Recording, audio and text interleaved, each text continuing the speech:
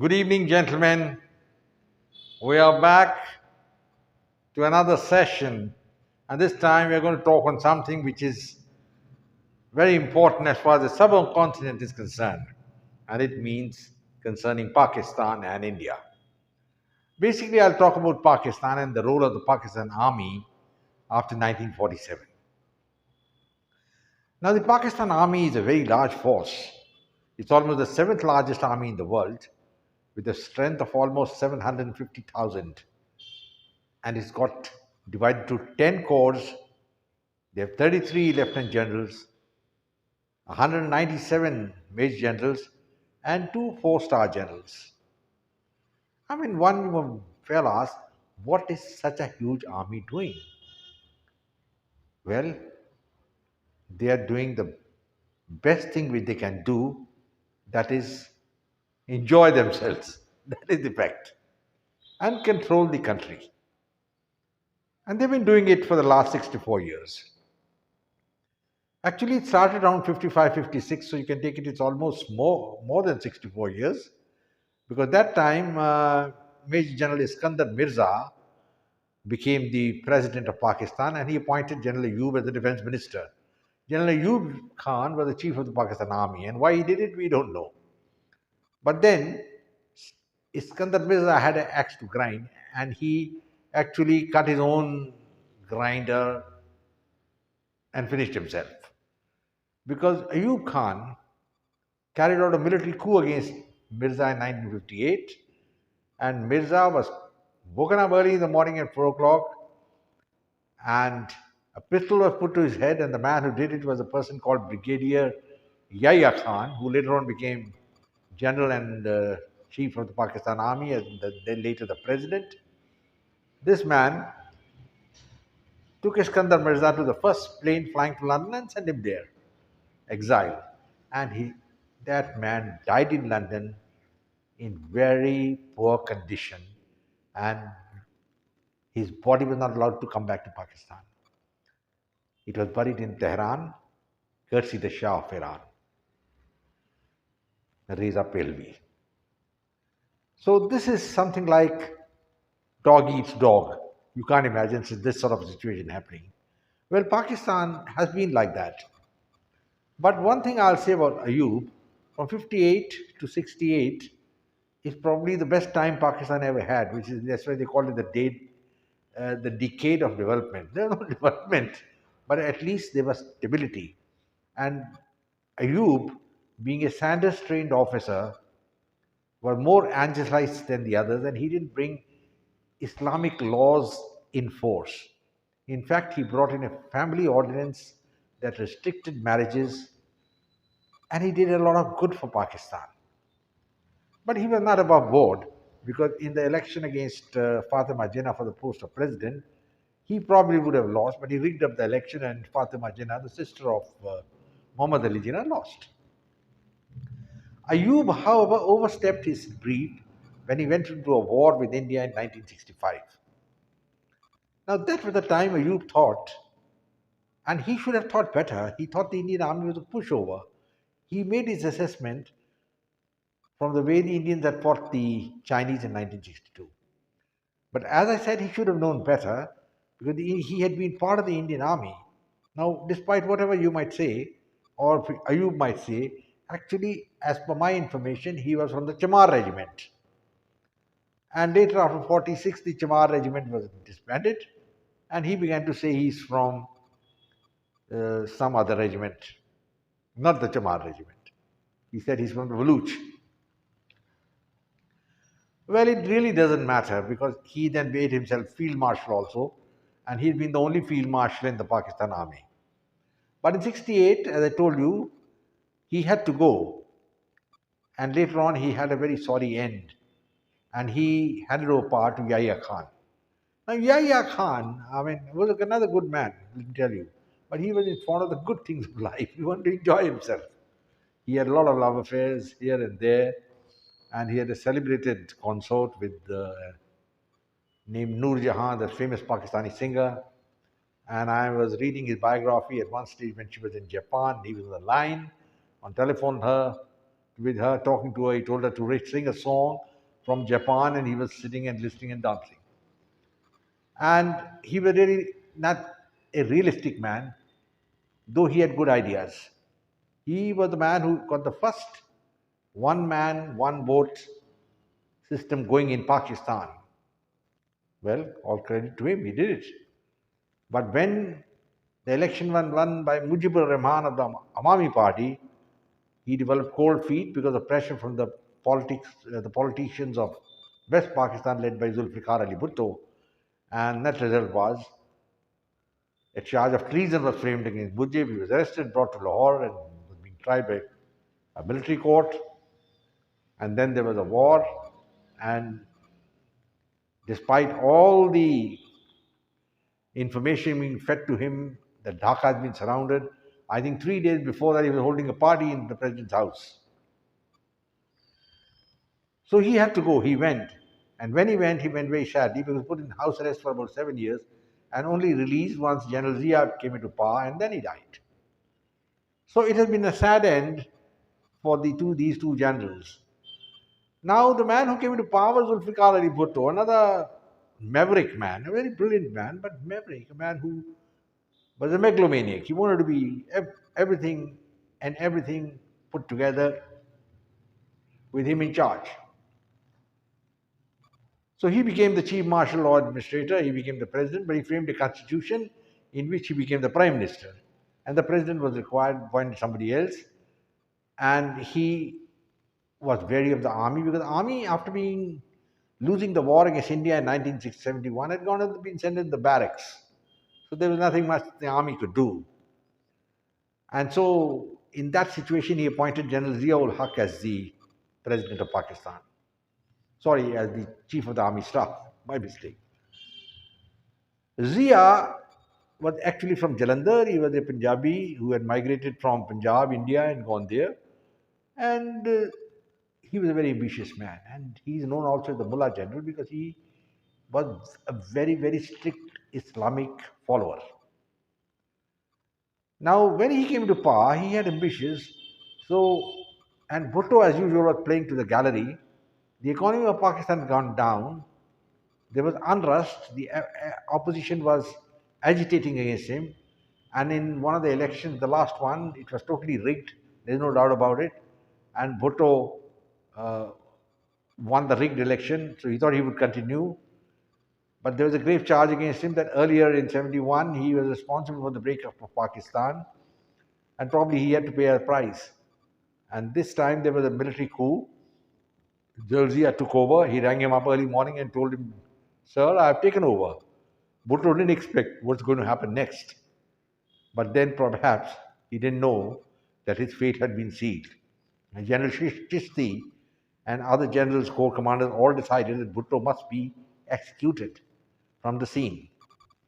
They had earlier offered Bhutto a chance that you can go away from Pakistan in exile. But Bhutto thought he's all powerful. I mean, he was talking of Islamic bomb. He was talking himself of him as a great Islamic leader. See, people must be realistic, and he didn't know his power. He didn't know his limitations. Bhutto was tried in the Punjab High Court for a murder which he had not committed. That's a fact. Ramsey Clark, the former Attorney General of the Americans, attended the trial, and he found it was a farcical trial. Fictitious information was being passed. Witnesses were changing their evidence. In such circumstances, it was a travesty of law, but Bhutto was sentenced to death by hanging by the Punjab High Court. Now, this itself raises eyebrows because normally in the system of judicial system being followed in India and Pakistan, the trial first starts in the Sessions Court, and then there's an appeal in the High Court and then Supreme Court. But in this case, it started in the High Court, there was an appeal in the Supreme Court, but by a split verdict, the Supreme Court upheld the High Court decision, and Bhutto at 4 o'clock in the morning was hanged. Now, I've dwelt with some length on this topic because it just shows the nature of Pakistan politics, the nature of the men who are ruling Pakistan. They don't give any mercy to anybody, and the whole aim is to see whatever you can appropriate yourself. It's like dog eats dog. And Zia had to pay the price. and he paid the price when people were looking for to gun him down. And after being in power for almost a decade in '89, if I remember correctly, his plane was blown up. There was an inquiry. Nobody knew what happened after that. Inquiry was put under wraps. Even I don't know about it. What exactly happened? We can only make conjectures. But the fact is, he was killed because of his antics. Then came a period of instability, and Zulfikar Ali's Bhutto's daughter came in this limelight. I think she was basically a very mediocre person with very little horizon. I must say that. But she became Prime Minister of Pakistan twice, and both times she was an absolute failure. She was also building up rhetoric against India, and she was feeling a threat from Murtaza Bhutto, her brother. And there are reports that Bhutto was killed when she was coming out of his house. Murtaza was coming out of his house in Karachi, and the federal police or somebody went and shot him dead. But it's been never improved. There's no inquiry, nothing. But eyebrows are certainly raised. But she also had to pay a price. She was overthrown, and then Nawaz Sharif became the prime minister. Now, he at one time was the pratik of Zia-ul Haq, and he was a very strong jihadi type of man, and he thought he was very clever, just like Bhutto, which I failed to mention. He had selected Zia from Jalandhar as the army chief, though he was fifth in the order of seniority. Same thing happened with Sharif, Nawaz Sharif. He chose Musharraf, who was junior, and he thought since he's a Muajir from Delhi, he will be amenable and listen to him and he will continue his rule. It didn't happen that way. Later, the Kargil operation took place, and perhaps Sharif didn't know about it. When Sharif didn't know about it, later on he realized that Musharraf was playing a double game, and he appointed another man as the army chief when Musharraf was on a visit to Sri Lanka. Musharraf came back and the army rallied behind him. Nawaz Sharif was arrested and put in the jail, and he was being brought to trial in an armored car like a criminal murderer, and he was demoralized completely. And I have information that Musharraf and the corps commanders already decided that he must be hanged. But every day is not Sunday, and this time the Saudis intervened in force, and they told it very clear, made it very clear to Musharraf and the generals that they would not countenance the execution of Zulfikar Ali Bhutto, and they offered to take him to Saudi Arabia. Musharraf, under pressure, economically not doing well, agreed. He had no choice, really. And finally, what happened was that even this gentleman, Nawaz Sharif, went for 10 years to Pakistan, to Saudi Arabia on exile, and he was there. His daughter married one of the princes there, and his business began to flourish. But he harbored a grudge against Musharraf, and very rightly so. Now, Benazir was coming into the scene at that time. Benazir was coming back to power. She had learned from her previous stints as prime minister that everything is not honky dory and you got to do things properly. And this time, she became a threat to Musharraf. She asked for permission to get the security guards from America, the Blackwater security. Musharraf refused. Maybe he knew something, and maybe he was in league with the Taliban or the extremists. But in the same place where Liaquat Ali Khan had been shot dead in 1951, where she was arresting a meeting, she was attacked in a terrorist operation and killed. It's a sad commentary for Pakistan. And now what happened after that was that Musharraf came under pressure and he had to resign. In fact, the judges were against him. He had overstepped his mandate. The Chief Justice of Pakistan was after him. He was a man with guts, Justice Chaudhry, and he ensured that this man had to resign and go away. The Pakistan Supreme Court is another rubber stamp. I don't think they have ever given any proper discussion, any judgment. In fact, on 3 occasions, This army, this Supreme Court went and justified military rule by saying it's required as per the doctrine of necessity. Now, what is the doctrine of necessity? It's all bull. It's an old ancient Roman theory wherein it says that if there is total chaos, the doctrine of necessity can impose and order brought about. It's never been used anywhere else. I'm not aware that this doctrine was used anywhere other than that perhaps during the Roman time. But they used it Pakistan 3 times. Supreme Court justified it. Credit to Justice Chaudhary. He said this provision will not be used in future. I don't know, but he's given that ruling. Musharraf went away, and then Sharif came back. He came back, and then there was the election which was coming up, and Sharif was going to win. Initially, Zardari's party, the People's Party, won, but they were just marking time. And when Zardari's party came, he came with almost two-thirds majority, and he began to exert himself, and he put Musharraf on trial. Musharraf, who had gone away, exiled to London, came back, and he had some false sense of his importance. He thought he's going to win election, and he couldn't win anything. He was arrested in the court, put on trial for murder, and put in a house arrest. And perhaps Sharif wanted his revenge. He took it. But there was a chap called General Kiani, who at that time was the army chief, and the army couldn't countenance the fact that one of the former chiefs should be tried for murder and for treason. So pressure was put on Sharif, and Bhutto and this gentleman was exiled to Dubai. He's still there. He's daren't come back to Pakistan, and all the trial has gone into limbo. But there was a judgment given by a tribunal of the Punjab High Court which had said that Musharraf should be hanged to death.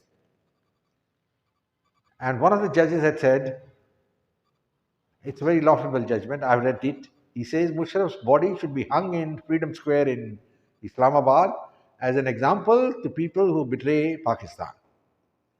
So it's a sad end for Musharraf. Luckily, the judgment was finally set aside, but Musharraf was not there. He was sitting in Dubai. He can't come back. And now the situation is going worse. Now, what has happened, as I told you, Pakistan army is a lopsided, huge entity eating into the budget. And the Pakistan budget is absolutely in doldrums. They have taken loans. They don't know how to repay. At the same time, they're keeping this army. But thanks to the Americans who have been giving them weapons, the army is flourishing. Even now, the Americans have given about $400 million for the upgradation of the F-16s. America, as I told you, always plays a double game, but they have a deep stakes in Pakistan, and they have some sort of a love for Pakistan, because in 1954, Pakistan was one of the first countries which joined the Americans in the crusade against communism. The Americans knew that all this was a facade. I mean, it got no mere relevance. But what Pakistan really interested was to fight India. They tried to fight India in 71, got defeated. 65, they couldn't win the war. 98, they tried tactics in Kargil, were not successful. Probably at that time, if the Indian leadership had been astute, forward-looking, aggressive, they could have finished Pakistan, but they didn't do it. Even 98, 65, and 48, the Indian army could have easily moved in, taken large swaths of territory in East Pakistan and used as a bargaining chip for Kashmir. But it didn't occur, neither do our generals nor do the political leadership. The generals, of course, who came over had no horizon, and that's a fact. Because when in 47, when the British went away, the Indian army, the senior most officer was a brigadier. I mean, what is the horizon? I mean, he was not a general. He didn't have a single general, and these gentlemen were promoted major general, lieutenant general, and in the vacuum they were sucked up. So they were out of their depth. They had no comprehension of power politics. And of course, Pandit Nehru and these gentlemen also knew nothing. So the question is, the Pakistan army was able to survive because of the apathy and the weak leadership of the Indians. Maybe it's got something to do with Muslim rule being in India for almost 900 years. I don't know, but a psychologist has to go and study this aspect of it. But now, Nawaz Sharif, who was having a honky-dory time, was basically, I presume, doing some underhand dealings. You can't have smoke without fire. Maybe the charges are not serious or not there, but in the Panama Papers, this came up, and later on, investigation found that he got palatial houses in London. He was removed by the Pakistan Supreme Court. He was not allowed to complete his tenure. And here's another fact which you might like to know, that no Pakistani prime minister ever completed his tenure. And same thing happened with our good friend Nawaz Sharif. He was removed, and he had nothing else to do but to go away to into jail. He was tried, given 10 years in prison. Even that time, I wrote a lot of articles in favor of Sharif. I didn't think he was guilty. I thought it was a plan by the Pakistan army to remove him. Yes, it was a plan to remove him, but there was, as I told you, no smoke without fire. He's not like Modi, selfless. So finally, he fell seriously sick in the court, and ultimately the Supreme Court allowed him to go on bail and for treatment to London and then come back after 3 years. And everybody knew he was not going to come back, and he's still there and he's not going to come back. Though now, Imran Khan, the next man who became prime minister with the support of the army, has also been overthrown. Now, all this period which I'm talking is the army has been the big brother. I wonder if you all read the book 1984 by George Orwell. There's a big brother there at the back. He's controlling everything. And the army is the same thing in Pakistan. Whether they are at the back or in the front or at the facade, they are the ones who call the shots. And they brought Imran into power, and then they also threw him out. When they realized that Imran is now overstepping his brief, he's becoming bigger than us. Nobody can tolerate that. So Imran was removed by a midnight vote, and he lost by just 2 votes, and he went out. Maybe the Americans also had a hand, because America has been feeling very cut up after Imran Khan became the prime minister. He went to Russia, and when he was there, the invasion of Ukraine began. He made a very serious remark by saying, "Wonderful fireworks all around." I mean, the Americans didn't like it. All that is part of the game. But when he came back, probably his days were numbered. And now he's sitting outside, running a freedom march, and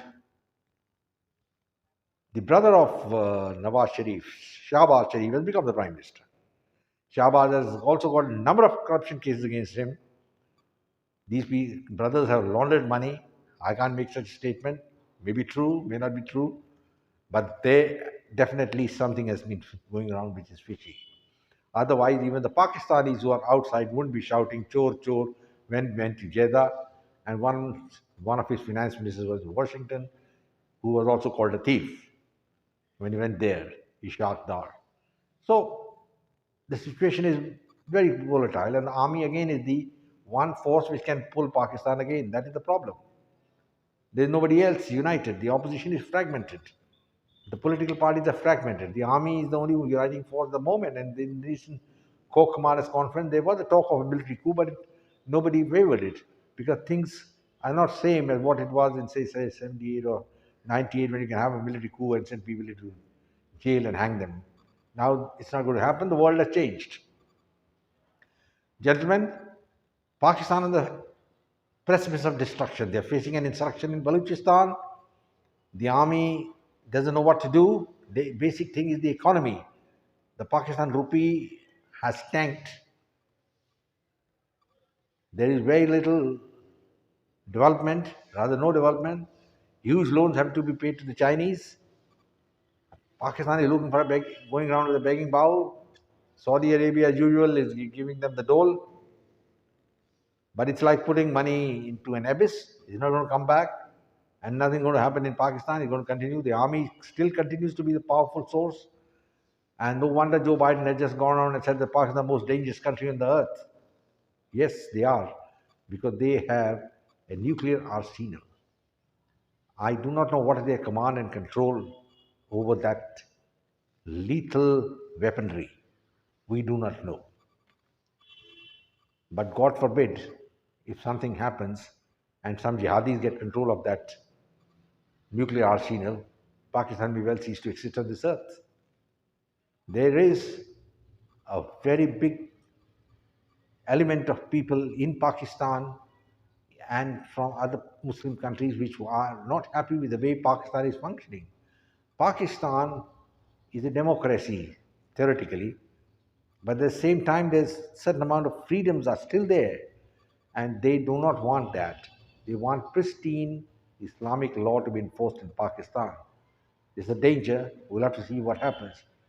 So this could be an internal upheaval, but then the army might put a stop to it. The army is got a double face. It is the only entity in Pakistan which can bring stability.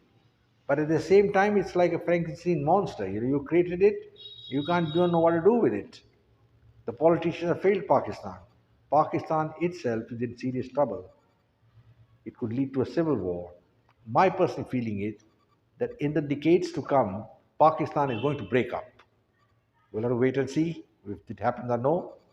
In the meanwhile, I'll close now, gentlemen, and say Jai Hind. I hope all of you have a good time. Look after yourself, subscribe to my video, share it with your friends. Goodbye.